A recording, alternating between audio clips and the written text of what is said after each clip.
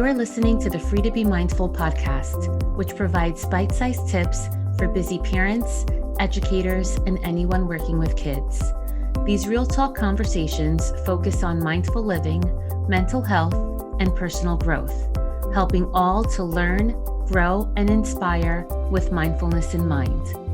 I'm your host, Vanessa de Jesus Guzman, educator, licensed professional counselor, entrepreneur, and mom. I'm passionate about helping folks live life with peace of mind and ease of heart while not losing their, well, you know, here we go.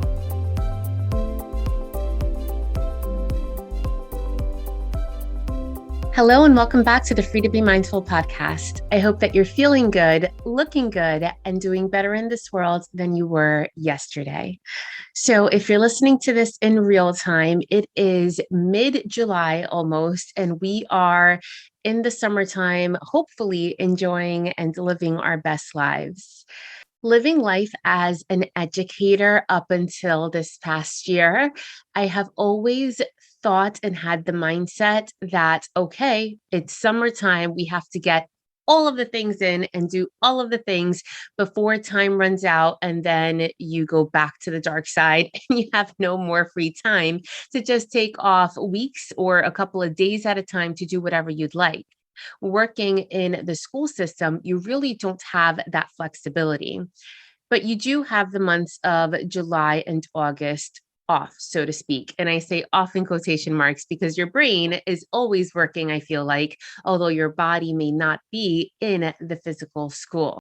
Because I've lived that life for so many years, I'm now finding that I can break out of that mold and really have free time whenever I choose. Of course, I have to make sure that I stay on top of the podcast, that my clients are taken care of, and that the things still keep spinning despite taking time off. But it's something that I'm learning to do. And that is something that a lot of us don't do well, myself included, is that we don't really know how to rest. And I know that sounds so silly to a degree, but truly think about it. If someone told you, okay, go take a vacation, would you be willing and down to go today? I think some of us would. However, when on vacation, are you truly able to fully disconnect, meaning no computer, no phone, no social media, no connection to the outside world, but just you, perhaps whatever your dream vacation looks like? For me, it's under a palm tree doing absolutely nothing. Maybe for you, it's going on hikes or snowboarding or going through the mountains, whatever it is that it means for you. But really, are you fully able to disconnect from the world and society to truly get that rest time in? Now, this is not to say that the only way you can rest is by jumping on a plane and going elsewhere. However, I feel like in the United States specifically, because we don't typically get a long time to take vacation, I feel like you're all kind of used to cramming it into just a couple of days and then working like hamsters on a wheel for the rest of the year. And what I really want to focus on today is that that should not be the case. We should not just rest for these couple of days out of the year. Instead, we must learn how to rest throughout the year, throughout a week, throughout, brace yourselves, throughout a day. And we can fit in moments of rest throughout a day so that we don't feel so tired by the time that we get to that vacation time that we feel like we have to cram all of the things in. And then by the end of it, we're more tired than before we went on vacation. Just recently, I had the opportunity to vacation in Italy. And yes, I say this from a place of privilege because I know that not everybody has this opportunity. My husband works in Europe once a year, and I love to tag along for the trip because, well, why not? And our typical vacations are usually to the Caribbean or Caribbean, whatever floats your boat. We typically go to a beach under a palm tree and do nothing, as I stated before. This vacation was completely different. We had the opportunity to spend almost a full week in Rome and in Florence, two very different ends of Italy. But let me tell you, although it was gorgeous and I appreciate everything we saw, all we got to experience, because I truly believe that you have to experience the world, and it's amazing to become more cultured, to have a wider perspective of the world, because there's more of just a few blocks that we typically travel in. Although, while I say all of that, let me tell you, this vacation was tiring. We averaged about 20,000 steps a day from sightseeing, going to all of the views, and it was an absolutely amazing, amazing, amazing experience. But we were beat by the end of it. Now, the time difference is a completely different thing, but our bodies were worn down because of all of the walking and all of the alertness, that we had to really be present where we were in order to take everything in. So it was an amazing vacation, but by the time that we returned, we almost needed a mini vacation from the vacation in order to allow our bodies to truly rest from the amazing experience that we had in Italy. So, even though that was a different type of vacation, as I stated before, some of us find ourselves in the same boat, even when we go to a vacation where we can just sit down, soak in the rays, but we don't really learn how to disconnect and to rest.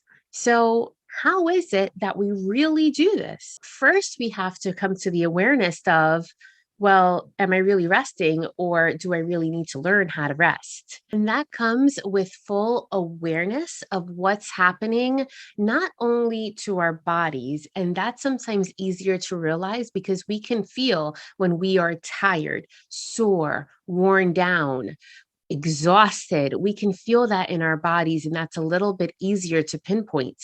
But we must also pinpoint, are we worn down mentally? Are we worn down emotionally? And that's sometimes a little bit harder to do because most of us seem to live in this constant go, go, go that we don't know the feeling of not being busy, of being emotionally okay, of not being mentally worn down. So, the first thing you can try is just to take, even if it's 5 minutes during your day, 5 minutes to just sit and do nothing.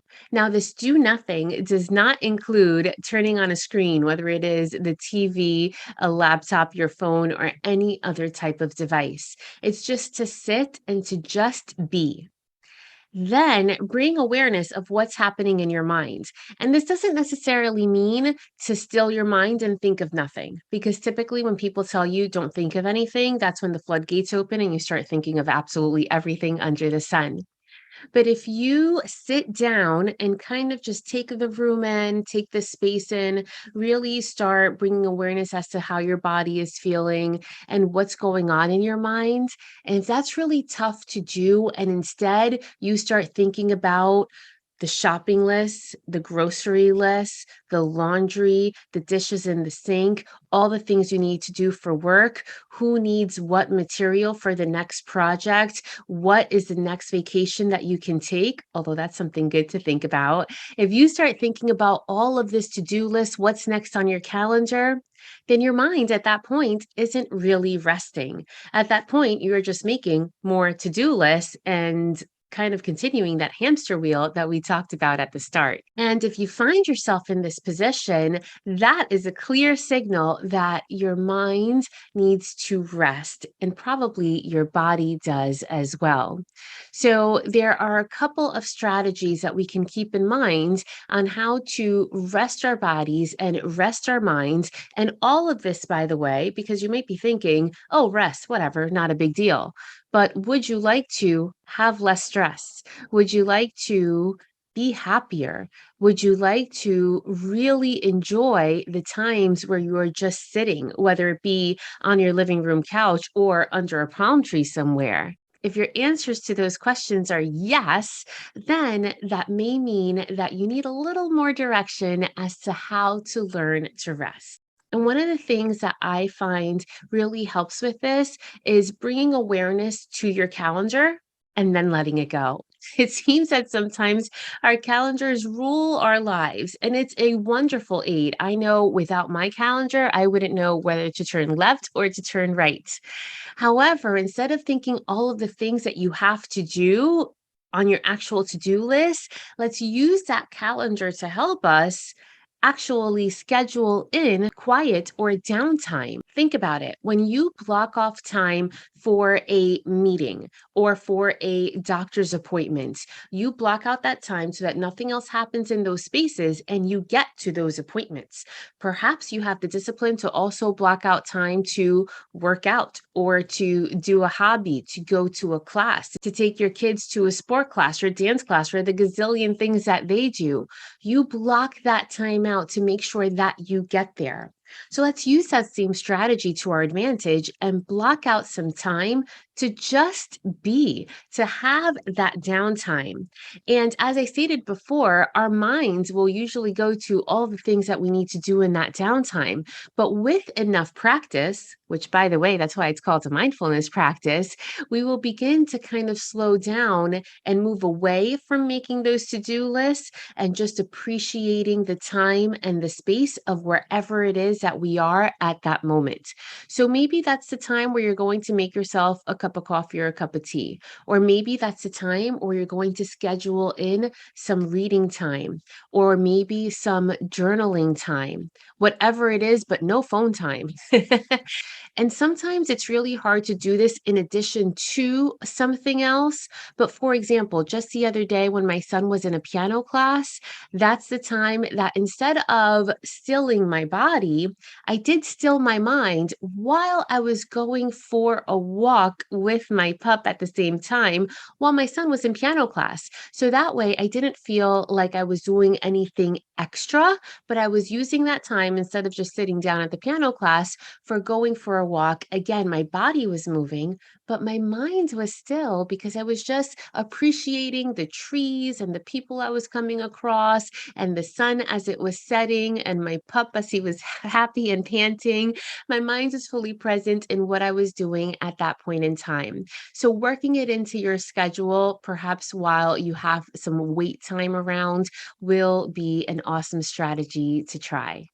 Speaking of schedules, one of the things that we can also keep in mind is saying no once in a while. We sometimes say, yes, I can help with that. Yes, I can join that organization. Yes, I can take you to the train station. Sure, why not? Instead of saying, I don't have time for that today. I'd love to help, but I can't right now. Sounds like you need some help right now. Unfortunately, I'm not able to be that person at this moment in time.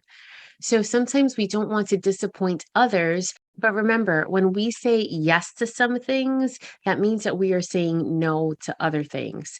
If we are saying yes to all of these things outside of ourselves, then we are in turn saying no for some of those moments of downtime to relax our minds and our bodies. And of course, we can't talk about really resting our minds and our bodies without actually resting our minds and our bodies, getting a good night's sleep. Now, I come from the camp of when I was working full time in a school and part time in private practice, and being a mom and being a wife and being in many organizations, that I only got about 5 hours sleep a night. And some of us, including myself, say, oh, but that's all I need. I'm good. That's all I need to function. And it's because your body kind of says, all right, this is what we got. This is what we need to do. However, now that I can sleep 7 hours a night, it's like something completely out of this world.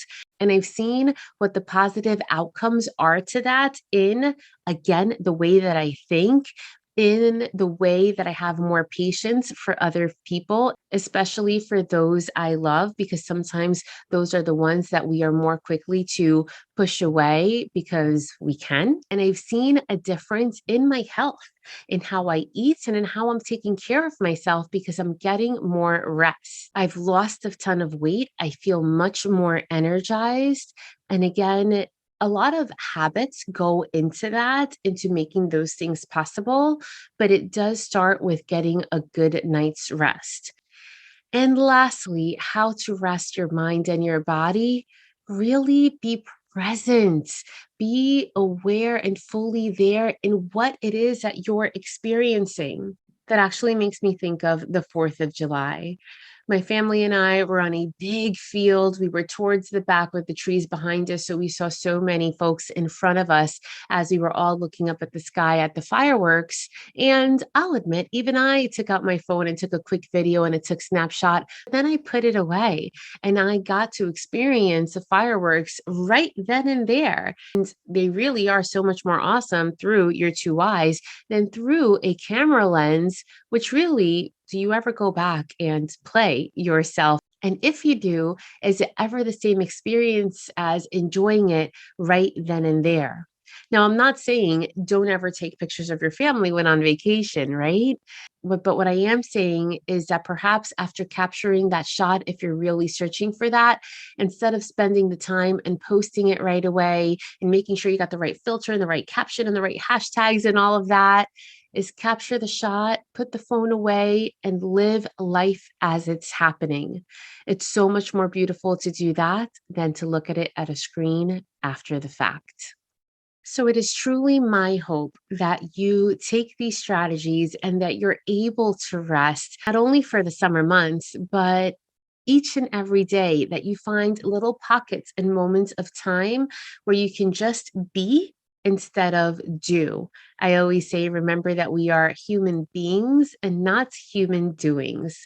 And if we look at life in that way, then hopefully we can take out time to just experience all of the beautiful things that there are to experience in this world, including rest, and not always be on that hamster wheel running towards sometimes a goal, which is great, but sometimes we're just running because that's what we're used to doing.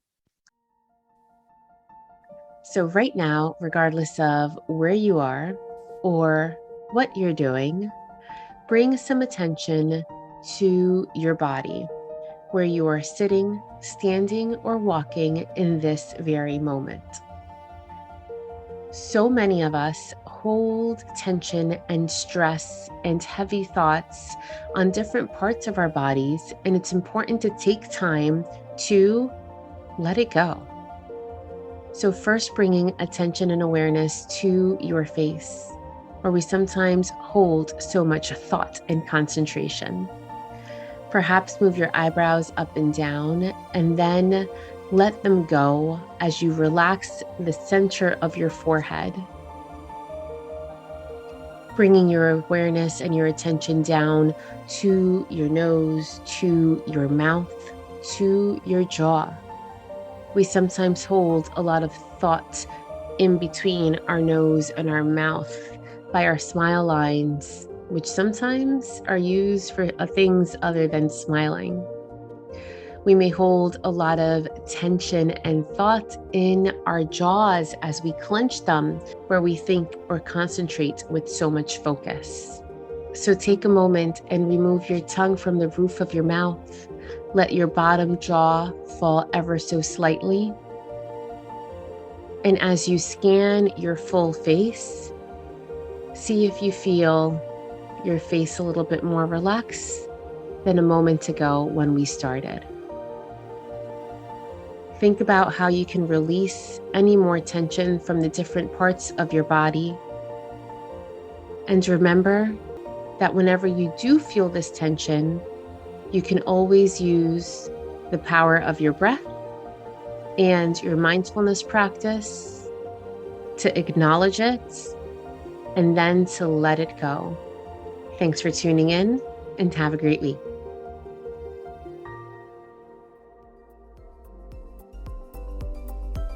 I hope you enjoyed this week's show. It would mean a ton if you took this moment to review the Free to Be Mindful podcast on the platform you catch your favorite shows. That quick and easy act lets me know what you enjoy, and it helps others find the podcast too. And of course, don't forget to subscribe so you can listen along next week. In the meantime, I welcome you to catch me on social media at Counselor V de Jesus. And as always, remember, in a world where you are free to be anything that you want to be, you are always free to be mindful. Catch you next week.